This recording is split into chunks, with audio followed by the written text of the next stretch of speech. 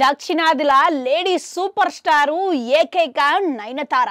అయితే నయనతారకు సంబంధించి ఆమె జీవితం గురించి, ఆమె ప్రేమ వ్యవహారం గురించి, ఆమె సినీ ముచ్చట్లు గురించి ఇటీవలనే ఒక documentary beyond the fairy tale అని నెట్ఫ్లిక్స్ సంస్థల విడుదల చేసిరంట. అయితే ఇది ఇప్పటికే మన సోషల్ మీడియాలో గరం ముచ్చట్ లెక్క మారిందంట. దీనికెళ్ళి ప్రజల నుంచి మంచి ఆదరణ ఇట్లా లభిస్తున్నదంట. అయితే ఇది ఇట్లుంటే అంత మంచిగానే ఉన్నది కానీ మరోపక్క ఈ ఫెయిరీ టేల్ చూసిన వాళ్ళందరూ ధనుష్కి నయనతారకి మధ్యలో వివాదానికి ఇట్లా కారణమైంది అనే అభిప్రాయం వ్యక్తమవుతున్నది.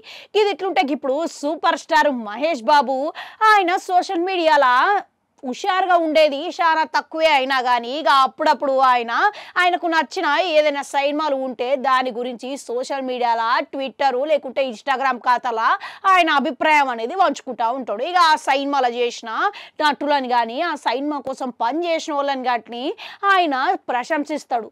చిన్న సినిమాలు అయినా కానీ ఆయన నచ్చితే చాలు ఇక ఆయన ఖాతాలో దాని గురించి స్పందిస్తూనే ఉంటాడు. ఇక ఒక్కోసారి ఈయన పెట్టిన కామెంటు ఇక చిన్న సినిమాలకు ఆధారంగా మారుతున్నది అనేది సందేహమే లేదు.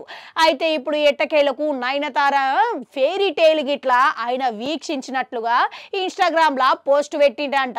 అయితే అందులో ఏమంటున్నాడనంటే ఇన్స్టాగ్రామ్ లో వాళ్ళకు సంబంధించిన ఒక ఫోటో పెట్టి ప్రేమ స్టిక్కర్లను ఆయన పెట్టిండంట.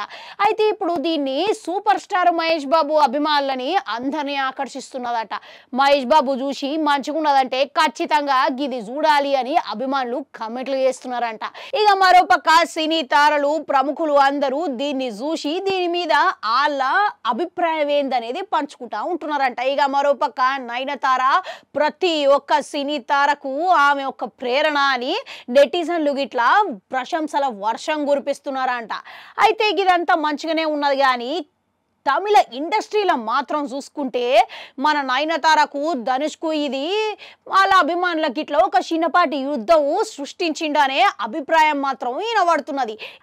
మీలో ఎంతమంది ఇంకా ఈ డాక్యుమెంటరీ చూడలేదు?